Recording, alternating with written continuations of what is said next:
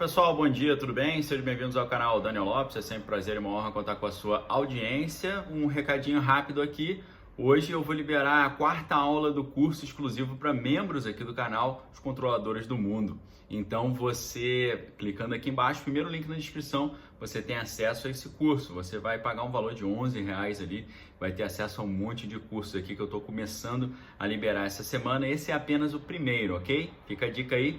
Clica aqui embaixo, primeiro link na descrição para ter acesso ao curso Controladores do Mundo, os bilionários e o poder. Você vai entender quem manda nessa bagaça toda aqui, ok? Pessoal, a semana começando, a semana aí em que o presidente falou que vai entrar com um pedido ali no Senado e tal. A gente sabe que isso está gerando muita atenção aí daqueles que acompanham o noticiário, mas tivemos algumas notícias aqui que trazem um outro nível de análise. Eu gostaria não só de fazer uma reflexão, mas perguntar a opinião de vocês, o que vocês acham sobre isso, aproveitando, né, que aqui a gente tem milhares de pessoas interagindo e a gente sabe que 1000 cabeças geralmente pensam melhor do que uma. Então, eu acho que é uma oportunidade muito legal também de eu aprender com vocês, ouvir com vocês aqui, para a gente praticar aquilo que se chama de crowdsourcing, né? Crowdsourcing é quando você usa a sabedoria do grupo, do coletivo, para poder construir o conhecimento, né? Então, a gente viu que, né, o presidente está querendo entrar com esse pedido e tal, mas ficamos informados e soubemos também que o vice-presidente ele teve algumas reuniões, né? Não só reuniões lá com o pessoal da Corte Maior, mas também a Gazeta do Povo informou no dia de ontem que a matéria diz que ele estava se aproximando do ex-ministro da Justiça e também de líderes ali da terceira via, né? Que ele teve algumas reuniões nesse sentido. A matéria traz aí que ele está buscando essas interlocuções com o pessoal ali da chamada terceira via, né? A matéria do Wesley Oliveira, lá de Brasília, né? Para a Gazeta do Povo, falando que ele tem mantido interlocuções com lideranças dessa chamada terceira via e tal. Então, aí surge um cenário diferente, né? Alguns dizem até que esse pedido do presidente ali, dessa ação que ele está querendo apresentar ao Senado, foi motivado até por essas reuniões que o vice está realizando, né? Então, eu fiquei pensando aqui comigo, né? Se chegasse um impasse em que o Exército se visse numa situação de apoiar ou o vice, que é o general, ou o presidente, que é um capitão, eu fiquei me perguntando, será que a cúpula da força, ela ficaria do lado do presidente ou do vice, do capitão ou do general, né? É claro que alguns de vocês podem dizer, mas depende da situação, né? Depende, se for uma situação assim que tem um direito líquido e certo, que for uma coisa completamente assim justa, né, evidente e tal, aí eles vão ficar do lado de um ou do lado de outro. Depende, né, Daniel? A informação, talvez a resposta seria essa, né? Depende. Mas eu gostaria de saber a opinião de vocês. O que vocês acham? Eu fico pensando aqui comigo, né, que se for uma situação, né, muito fora da normalidade, né, tivermos ali um cenário de derrubada de mesa, né, de puxada de tapete assim mais explícito, talvez eles fiquem ao lado do presidente, né, imagino eu. Agora, se for uma coisa assim que está muito abstrata, né, se o presidente estiver talvez forçando a barra, indo para um caminho que não está muito embasado, eles podem até ir para o lado do vice, né? É engraçado a gente imaginar porque até então, né, no início da ideia de colocar o Mourão como vice, era colocar um cara assim meio bicho papão, né, que colocasse medo na oposição de pensar assim, poxa, mas se a gente tirar o presidente, entra um vice aí que é uma coisa imprevisível, a gente não sabe exatamente como ele vai agir, como ele vai proceder, o que ele faria, quais seriam as suas atitudes, né?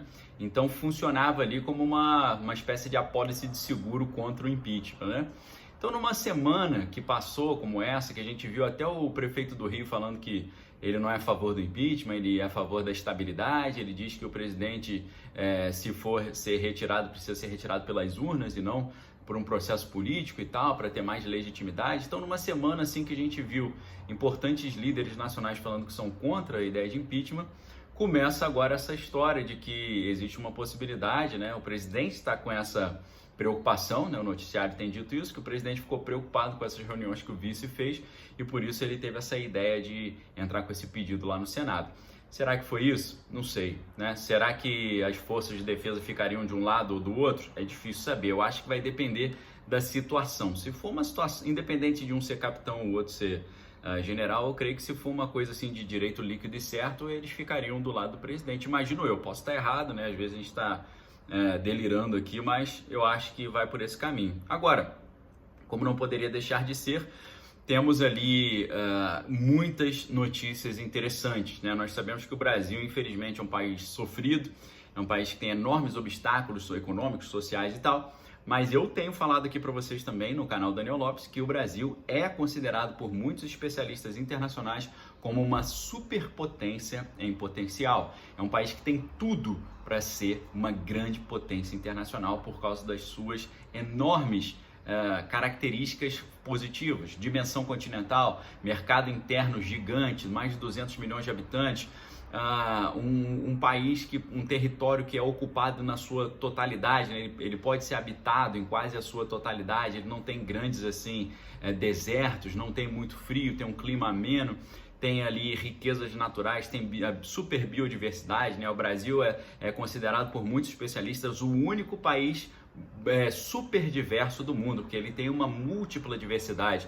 Então é uma superpotência potencial, tem tudo aquilo que o mundo vai precisar daqui para frente, que é água, que é comida, né, nesse mundo pós-crise sanitária. Então o Brasil tem sim enormes potencialidades, tem muita coisa ruim, mas tem muita coisa boa também acontecendo. Quer ver?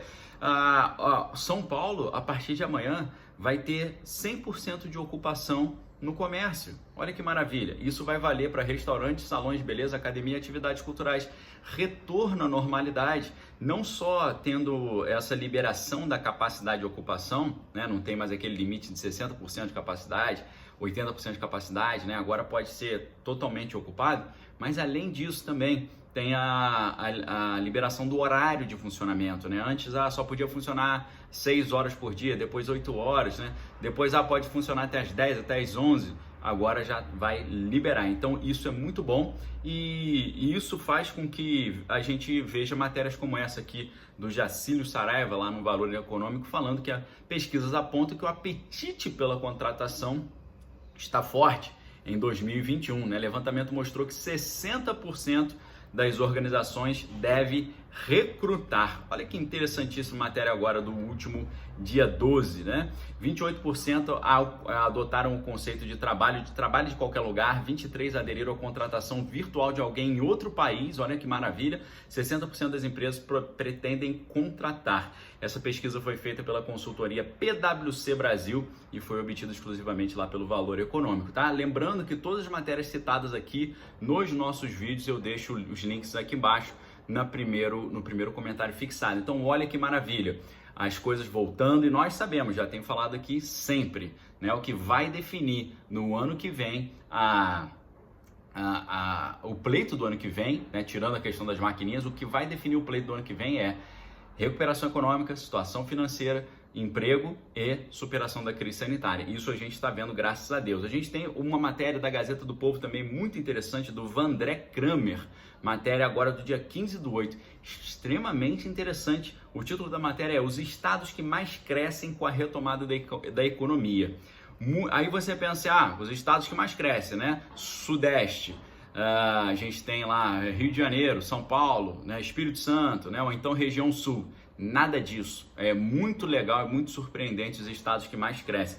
O ritmo da expansão econômica continuou forte, diz o texto, né, no segundo trimestre, conforme apontou a consultoria 4 Intelligence, né, 4 Intelligence. As estimativas feitas ali com dados no IBGE apontam que o PIB nacional cresceu 1,6% no ciclo de 3 meses encerrados em maio, né, frente aos 3 meses anteriores. Das 27 unidades da federação, 22 avançaram nesse período. E aí você pensa assim, quem que cresceu mais? Foi São Paulo? Foi Rio de Janeiro? Não.